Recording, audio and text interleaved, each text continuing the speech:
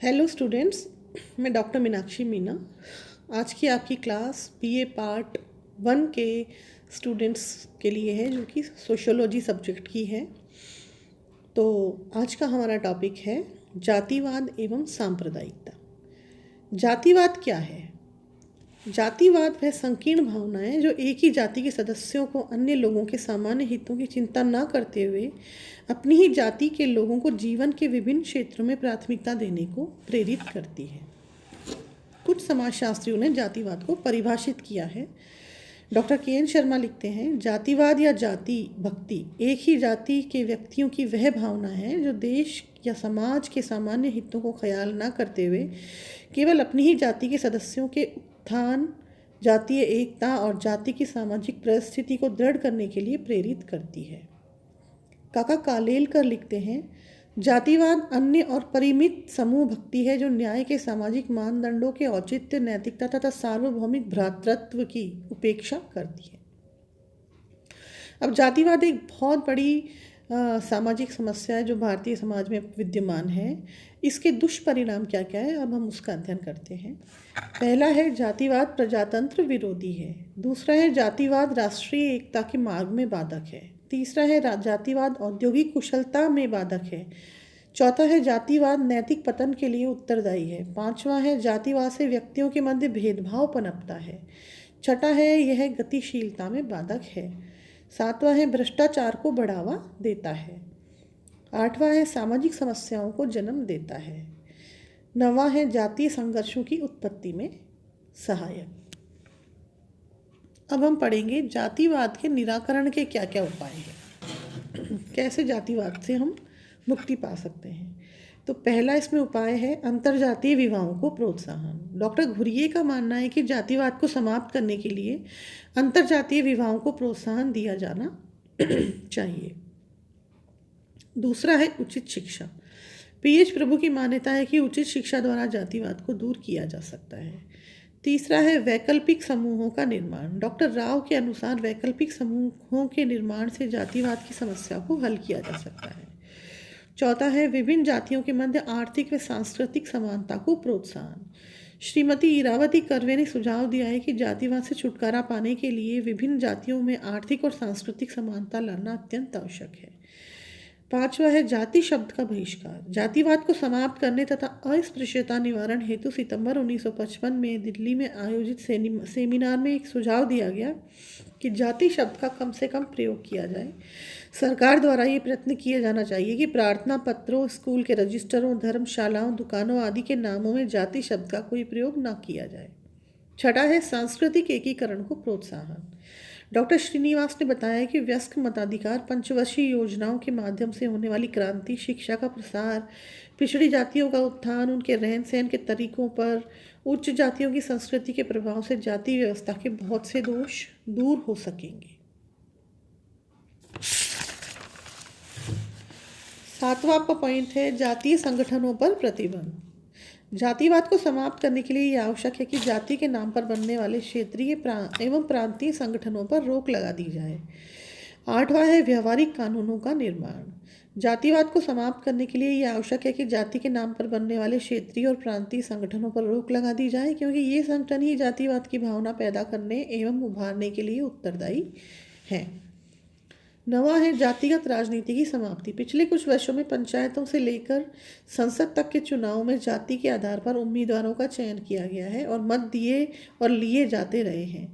जब तक जाति के आधार पर चुनाव लड़े जाते रहेंगे तब तक जातिवाद समाप्त नहीं हो सकता।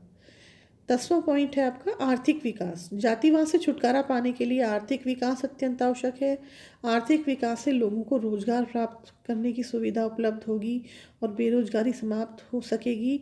इसका परिणाम यह होगा कि नौकरियां प्राप्त करने के लिए लोगों को अपनी जाति वालों के पास नहीं दौड़ना पड़ेगा। अब हमारा अगला पॉइंट है सांप्रदायिकता। सांप्रदायिकता क्या है? सांप्रदायिकता भारत की एक ज्वलंत सामाजिक समस्या है। इसने राष्ट्रीय एकीकरण में बहुत बाधा उपस्थित की है। सांप्रदायिकता वह संकीर्ण मनोवृत्ति है जो एक वर्ग या संप्रदाय के लोगों में अपने आर्थिक और राजनीतिक स्वार्थों की पूर्ति के लिए पाई जाती है और उसके परिणाम स्वरूप विभिन्न धार्मिक समूहों में तनाव और संघर्ष पैदा होते हैं। सांप्रदायिकता की कुछ समाजशास्त्रियों ने परिभाषा दी है और रेमंड हाउस डिक्शनरी में भी इसके बारे में लिखा गया है कि सांप्रदायिकता अपने ही जातीय समूह के प्रति न होकर समग्र समाज के प्रति तीव्र निष्ठा की भावना है। स्मिथ लिखते हैं, एक सांप्रदायिक व्यक्ति अथवा समूह वह है जो अपने धार्मिक या भाषाभाषी समूह को एक ऐसी पृथक राजनीतिक या सामाजिक इकाई के रूप में देखता है जिसके हित अन्य समूहों से पृथक होते हैं और जो अक्सर उनके विरोधी भी हो सकते हैं।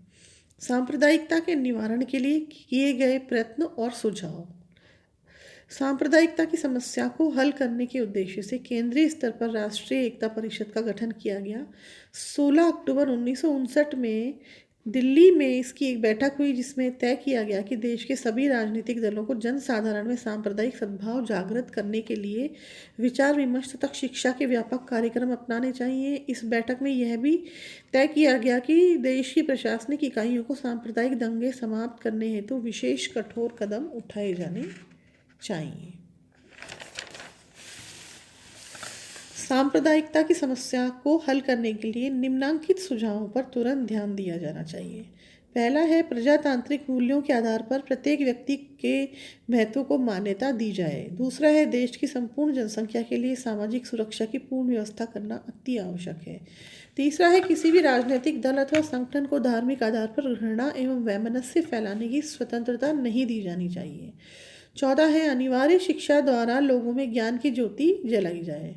पांचवा है, प्रशासनिक शिथिलता को समाप्त किया जाए तथा सांप्रदायिक तनाव पैदा करने वालों के विरुद्ध कठोर कदम उठाए जाएं। छठा है, ग्राम स्तर से लेकर राष्ट्रीय स्तर तक के नेता समाज व देश के हितों को प्राधान्यता देते हुए प्रगतिशील दृष्टिकोण अपनाया जाए। सातवां है, सांप्रदायिक सहिष्णुता का प्रसार किया जाए। विभिन्न संप्रदायों के त्योहारों और उत्सवों को राष्ट्रीय स्तर पर सामूहिक रूप से मनाया जाए। आठवां है, सांप्रदायिकता की समस्या के निवारण हेतु चलचित्र, टीवी, पत्र पत्रिकाओं के माध्यम से सांप्रदायिक एकता व सद्भाव का प्रचार किया जाना चाहिए। नवा है, स्त्रियों को शिक्षित कर राष्ट्रीय हितों एवं सामाजिक सुधारों के प्रति जागरूक बनाया जाना चाहिए। 10वां है, अल्पसंख्यकों की दशा सुधारने का प्रयास किया जाना चाहिए। उनको शिक्षा, रोजगार, व्यवसाय की उचित सुविधाएं पूर्ण रूप से प्रदान की जानी चाहिए। 11वां है, लोगों को नैतिक शिक्षा दी जाए।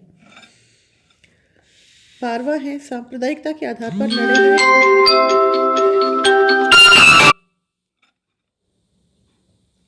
असामाजिक तत्वों या राजनीतिक स्वार्थ समूहों से सख्ती से निपटा जाए। 14वां है, संपूर्ण देशवासियों के लिए समान सामाजिक विधान बनाए जाएं। 15वां है, अल्पसंख्यकों को दी जाने वाली सुविधाएं समाप्त की जाएं। 16वां है, गांधी जी एवं विनोबा जी ने सांप्रदायिकता को समाप्त करने हेतु शांति सेना बनाने का सुझाव दिया है जो विभिन्न स्थानों पर शांति कायम करने, दंगों का दमन करने, परस्पर विश्वास एवं मैत्री पैदा करने का काम करते हैं। तो ये थे सांप्रदायिकता की समस्याओं को हल करने के लिए कुछ सुझाव। आज की क्लास में इतना ही। नमस्कार।